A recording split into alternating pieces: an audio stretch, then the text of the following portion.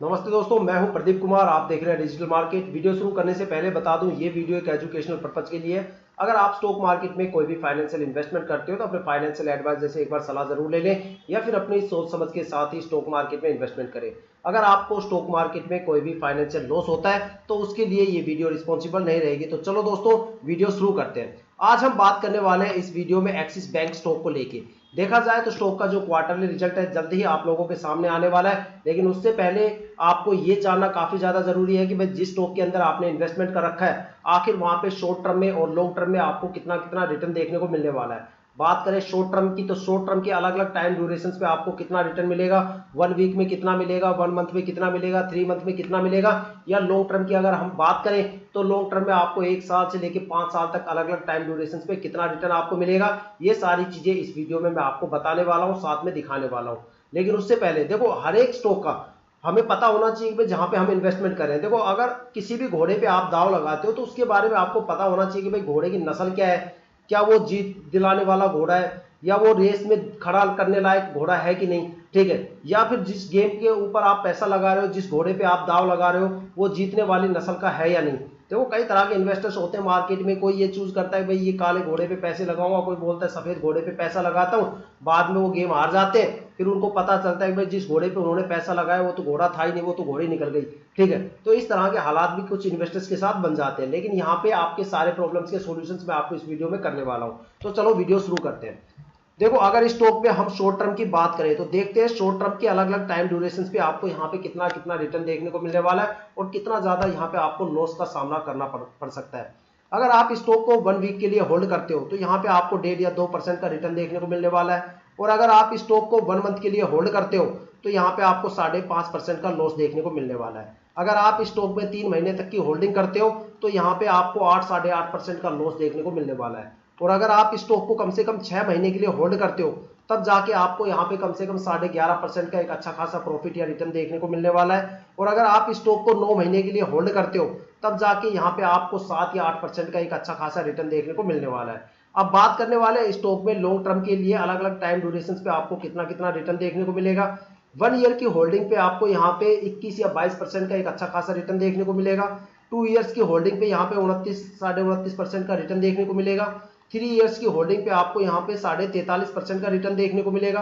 4 साल की होल्डिंग अगर आप करते हो तो यहाँ पे आपको 130% का रिटर्न देखने को मिलेगा, 130% का रिटर्न देखने को मिलेगा।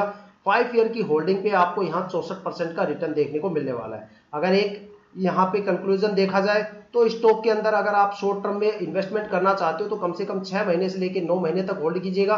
और अगर आप यहाँ पे लॉन्ग टर्म के लिए इन्वेस्टमेंट करना चाहते हो तो आप 1 ईयर के लिए भी होल्ड कर सकते हो, 2 ईयर के लिए भी होल्ड कर सकते हो, 3 ईयर्स के लिए भी होल्ड कर सकते हो। लेकिन जब देखा जाए तो 2 और 3 ईयर्स तक होल्ड करने के बाद जब आपको 29 या 43% का रिटर्न देखने को मिल रहा है तो इतना रिटर्न तो आपको मार्केट में कई ऐसे स्टॉक्स हैं जो आपको शॉर्ट टर्म की होल्डिंग पे भी आपको दे देंगे। जैसे कि भाई गोल्ड फिलिप्स आप ले लो, ठीक है, मोतीलाल ओसवाल ले लो, या फिर कैरनेक्स माइक्रो सिस्टम्स ले लो, जेपी पावर ले लो, रतन पावर ले लो, एचसीएल इंफो सिस्टम जो कि सबसे ज्यादा रिलायबल स्टॉक है इंडियन स्टॉक मार्केट का, वो आप ले सकते हो, जिसको छोटा बम बड़ा धमाका बोलते हैं।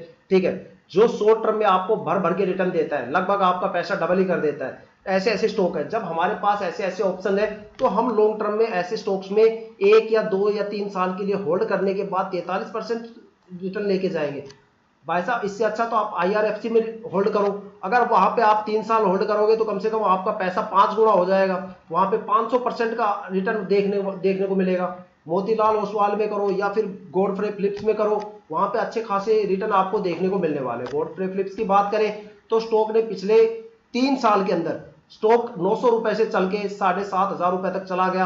तो मान सकते हो भाई कितना रिटर्न वहां पे आपको देखने को मिला है। तो ऐसे स्टॉक्स में लॉन्ग टर्म में आप इन्वेस्टमेंट करो। वैसे भी फाइनेंशियल और जो बैंक से रिलेटेड स्टॉक्स होते हैं वो इतनी ज्यादा परफॉर्मेंस देते नहीं, ना ही उनमें शॉर्ट टर्म में कोई खास रिटर्न होता है, ना ही लॉन्ग टर्म में वहां पे रिटर्न देखने को मिलता है। अगर आप मान लो 4 साल के लिए यहाँ पे इन्वेस्ट करने के बाद यहाँ पे 130% का रिटर्न लेके जा रहे हो, भाई इससे अच्छा है तो आप यहाँ पे एक एफडी खुलवा लो। एफडी में उससे ज्यादा आप इंटरेस्ट लेके चले जाओगे।